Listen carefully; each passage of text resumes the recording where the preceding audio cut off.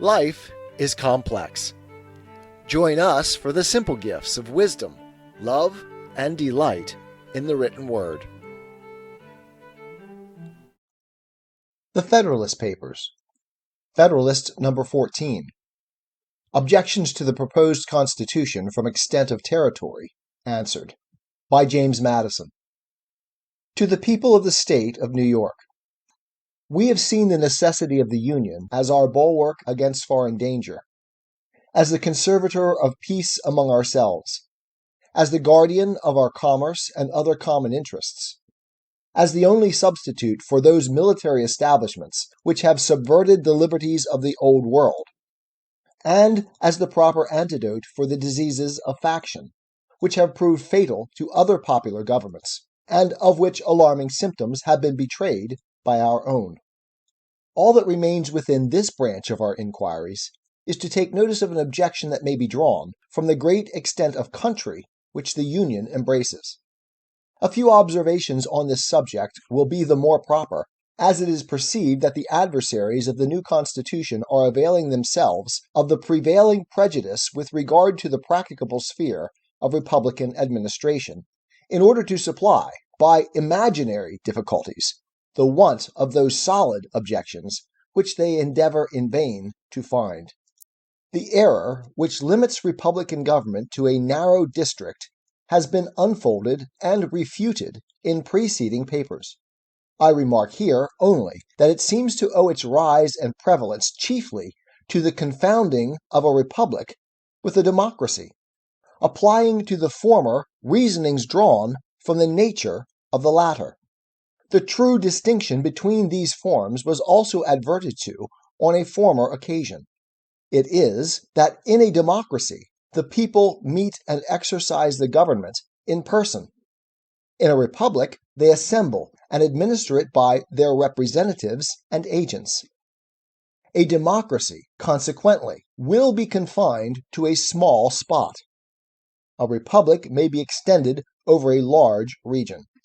To this accidental source of the error may be added the artifice of some celebrated authors, whose writings have had a great share in forming the modern standard of political opinions. Being subjects either of an absolute or limited monarchy, they have endeavored to heighten the advantages, or palliate the evils of those forms, by placing in comparison the vices and defects of the republican, and by citing as specimens of the latter the turbulent democracies of ancient Greece and modern Italy. Under the confusion of names, it has been an easy task to transfer to a republic observations applicable to a democracy only, and among others, the observation that it can never be established but among a small number of people, living within a small compass of territory. Such a fallacy may have been the less perceived, as most of the popular governments of antiquity were of the democratic species, and even in modern Europe, to which we owe the great principle of representation, no example is seen of a government wholly popular, and founded at the same time wholly on that principle.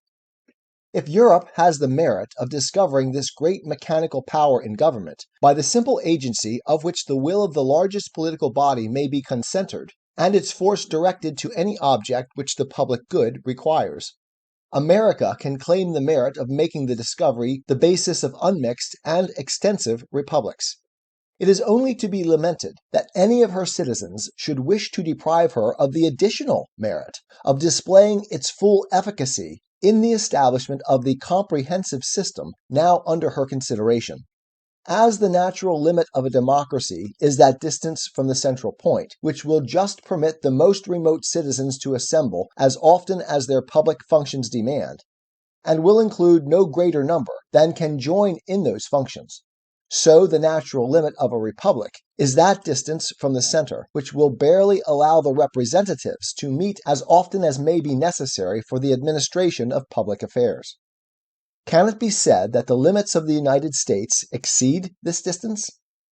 It will not be said by those who recollect that the Atlantic coast is the longest side of the Union, that during the term of 13 years the representatives of the states have been almost continually assembled, and that the members from the most distant states are not chargeable with greater intermissions of attendance than those from the states in the neighborhood of Congress.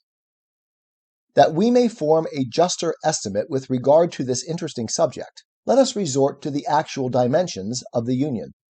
The limits, as fixed by the Treaty of Peace, are: on the east, the Atlantic; on the south, the latitude of 31 degrees; on the west, the Mississippi; and on the north, an irregular line running in some instances beyond the 45th degree, in others falling as low as the 42nd. The southern shore of Lake Erie lies below that latitude. Computing the distance between the 31st and 45th degrees, it amounts to 973 common miles. Computing it from 31 to 42 degrees, to 764 miles and a half. Taking the mean for the distance, the amount will be 868 miles and 3/4. The mean distance from the Atlantic to the Mississippi does not probably exceed 750 miles. On a comparison of this extent with that of several countries in Europe, the practicability of rendering our system commensurate to it appears to be demonstrable. It is not a great deal larger than Germany, where a diet representing the whole empire is continually assembled; or than Poland before the late dismemberment, where another national diet was the depositary of the supreme power. Passing by France and Spain, we find that in Great Britain, inferior as it may be in size, the representatives of the northern extremity of the island have as far to travel to the National Council as will be required of those of the most remote parts of the Union. Favorable as this view of the subject may be, some observations remain which will place it in a light still more satisfactory. In the first place, it is to be remembered that the general government is not to be charged with the whole power of making and administering laws. Its jurisdiction is limited to certain enumerated objects, which concern all the members of the Republic, but which are not to be attained by the separate provisions of any. The subordinate governments, which can extend their care to all those other subjects which can be separately provided for, will retain their due authority and activity. Were it proposed by the plan of the convention to abolish the governments of the particular states, its adversaries would have some ground for their objection, though it would not be difficult to show that if they were abolished, the general government would be compelled, by the principle of self-preservation, to reinstate them in their proper jurisdiction. A second observation to be made is that the immediate object of the federal constitution is to secure the union of the 13 primitive states, which we know to be practicable, and to add to them such other states as may arise in their own bosoms, or in their neighborhoods, which we cannot doubt to be equally practicable.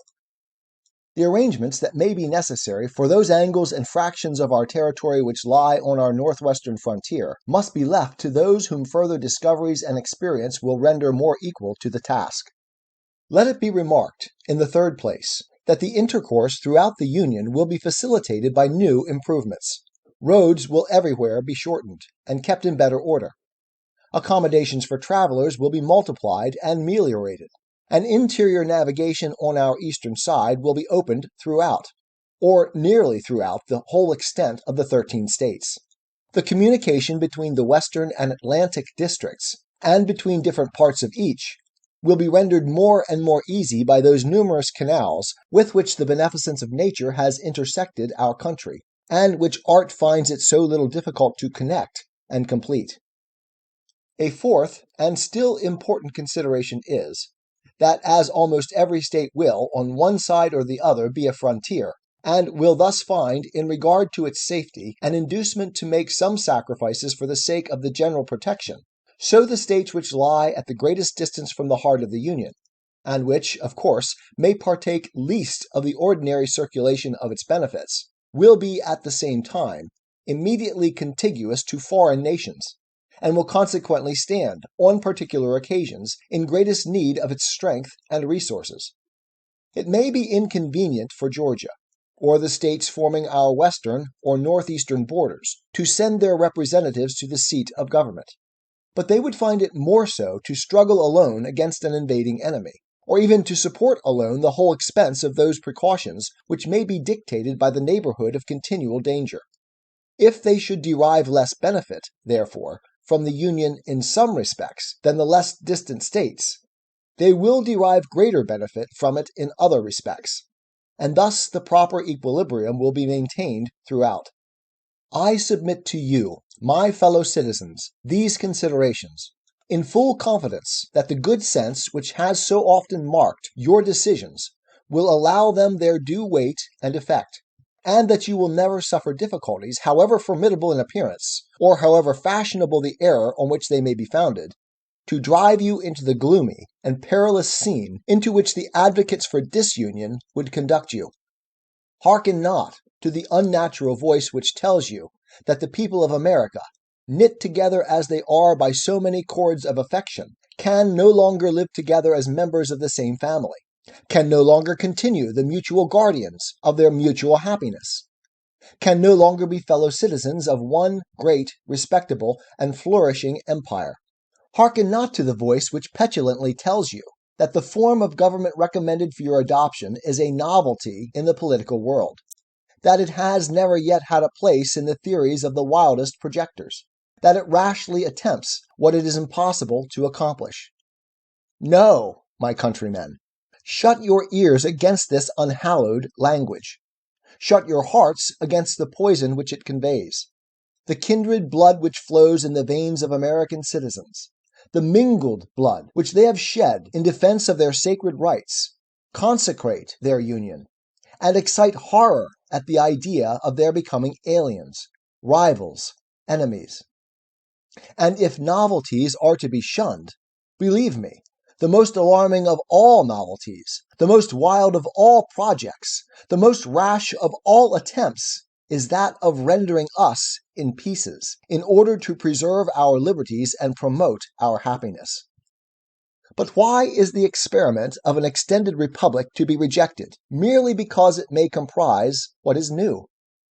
Is it not the glory of the people of America that whilst they have paid a decent regard to the opinions of former times and other nations, they have not suffered a blind veneration for antiquity, for custom, or for names to overrule the suggestions of their own good sense, the knowledge of their own situation, and the lessons of their own experience?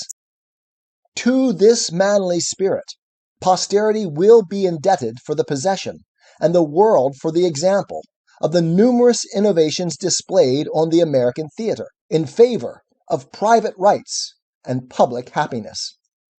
Had no important step been taken by the leaders of the Revolution for which a precedent could not be discovered, no government established of which an exact model did not present itself, the people of the United States might, at this moment, have been numbered among the melancholy victims of misguided counsels, must at best have been laboring under the weight of some of those forms which have crushed the liberties of the rest of mankind.